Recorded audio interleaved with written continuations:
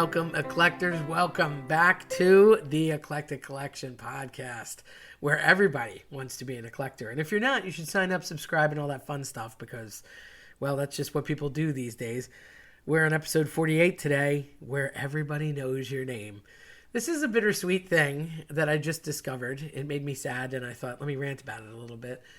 So I always believe that there are just places that are comfortable to everybody, that you just want to go and you can walk in and it's like a warm fuzzy blanket. And since I have always grown up in entertainment or the idea of just crazy Italians that we are, you know, food and drink is a huge part of that. So if you're going to celebrate something, chances are, as mom would say, have a meatball. You know, if you're going to celebrate something, you generally go have a drink, go have dinner, you know, have an event for it. And I'm all for that, being the crazy extrovert that I am. So one place that I very much miss, love, and was at all the time was Bennigan's. And Bennigan's was obviously a national chain for the longest time. And I grew up with it, and it was down the street in Springfield for me, and we went there all the time. It wasn't even a question. It became the place that after high school, if there was a dance or something or a game, you would go hang out, you know, have late night. They were open, you know, till about 2 because they were both a family-style restaurant. And then what I liked about it was the bar was like in the middle. So obviously when we were younger and weren't partaking in the bar part, that was sort of segregated in the middle, and you could see like the bar people, but externally around the big rectangle of a bar, there were all these plenty of tables, and you could just go sit and eat. And it was neat. So loved it. Definitely was part of that and would go there all the time, constantly. And it got to a point where it was almost like on the daily, especially in high school and college, because there was always something to, you know, celebrate or after the fact, or we were working long hours on something, whether it was yearbook or stage crew or the play or a game or, you know, we had a field day or something, we would always go out afterwards. And it was really interesting because that Bennigan's, that I call my Bennigan's, of course, was in Springfield. It was a corporate Bennigan's. It was not a franchise Bennigan's. And there are still franchise Bennigan's out there, but they're few and far between. I guess, I don't know, Chapter 13, whatever that is, some sort of bankruptcy. I don't know what happened, but it started to kind of go by the wayside in the latter part after 2000.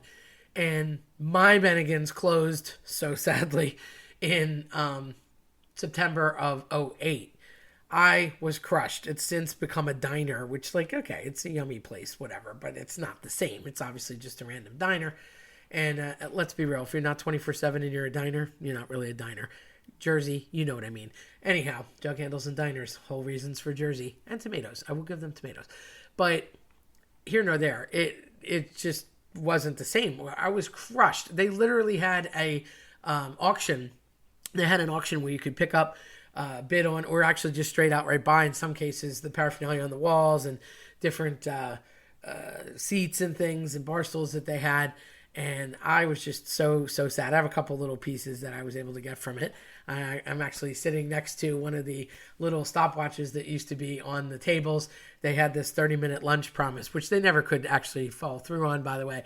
They could never follow through on it. You would click the little timer, and it would give you 30 minutes, and it would beep at the end. And if you didn't have your lunch by 30 minutes, then lunch was free. Let me tell you, that's probably why they filed for bankruptcy, because lunch was free a lot. They were never able to do it.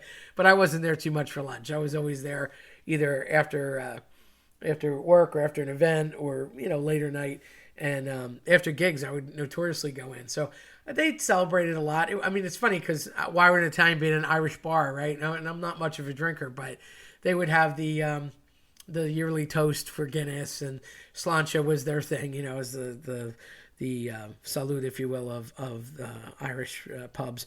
And they had a lot of basic fare. It was a pretty yummy place as far as like the breadsticks, and they had the really good French onion soup, and they had different things that were kind of like a shepherd's pie or like a basic Irish stew. Like it was, you know, comfort food.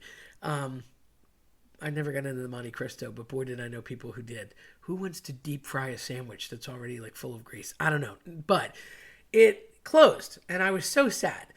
And I just never got over it. It was like an empty hole. And the bummer of this is that a couple years after, I want to say, I don't know, circa like 12 or 14, my friend says to me, listen, I can't stand you wallowing about Bennigan's. It's depressing. I went looking up on the website. A couple of them had franchised, reorganized. There's one in Jersey. And we're near, in the tri-state area. So she's like, let's go. Well, it turned out to be like an hour and 40 minutes away. But yes, we made the trek just to have a good old Bennigan's experience. And we went out there. I think it was close to my birthday. So we went out there and trekked almost 2 hours to Bennigan's. Obviously, it wasn't my Bennigan's, but, same kind of warm, fuzzy feel. And we went out there and had dinner, and it was fun. And took pictures in front of it because, yes, we're that geeky. And then it had been a while. So the other day we got talking about it because R.I.P. Bennigan's. And I said, what happened to Bennigan's? And I was talking to my friend Nance, and she said, well, I guess the one in Jersey is still there. I said, I don't know. So she went to the internet because I would never think to go to the interwebs because I still have a phone book. Don't make fun of me. Don't judge. I like paper. And she said, oh my God, it's gone. I said, you're kidding me. She said, no, it's gone. There's only one in Florida, which, I used to be able to catch one down there if I was going to Mickey World because obviously every year it's the happiest place on earth. Most magical, in fact. And the one that was in Jersey that we went to that was, quote, close, even though it was 2 hours, gone. The other one's in Jersey, gone. Nothing in Delaware. There's like 7 of them in Ohio, so I don't know what's going on in Ohio that they're Bennigan'sing it up, but they are. And Iowa, of all states, nowhere near me, have like 12. So again, Iowa, congrats to you. You get the Bennigan's Award. But the map of Bennigan's was looking bleak. There were not a lot of choices left. And I was so sad because it's like been taken from me, but then it got taken away even farther. So I couldn't even go if I wanted to. But if you are a Bennigan's person and you remember that, then this all makes sense to you. And if you're not, then you missed out and I'm sorry. And if you just thought it was another chain restaurant, boy, are you wrong. And I'd like to point out that Houlihan's, which is also, RIP, but not as much RIP, was the wannabe Bennigan's. So Houlihan's was the rival chain that was equally an Irish pub kind of a feel, but never quite the warm fuzzy at Houlihan's that you got at Bennigan's, It was just a facsimile. So they're both gone. Houlihan's died first, and actually I only ever knew of the one, whereas Bennigan's you would see them all over the place.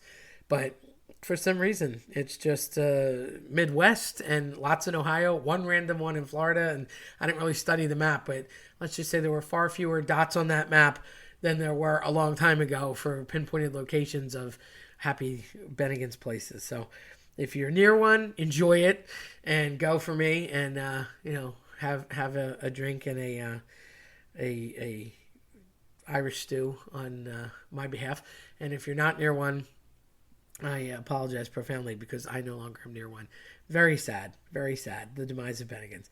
It's just something I'll miss. It's funny because my local establishments that I've always known, I'll probably do a future podcast on all this. If you're near or from this area and know some of these, again, they're more private places. Bennigan's is more of a chain. My friends call me the restaurant killer because there's been places that I've always frequented that in the last 5 to 10 years have just gone by the wayside, closed up, couldn't make it. And I don't even know why. They're all places that I would frequent and they just sort of dried up for one reason or another, or the family passed on and the kids didn't want to take over the operation or whatever the reason. And I'm probably like 5 or 6 more deep of restaurants and facilities that we would use all the time, and now they're gone. It just makes me sad. So that's another depressing moment for another day. But long live Bennigan's, and sometimes you want to go where everybody knows your name. I walked in there and it was like a scene from Cheers, except they weren't saying Norm, they were saying Tar.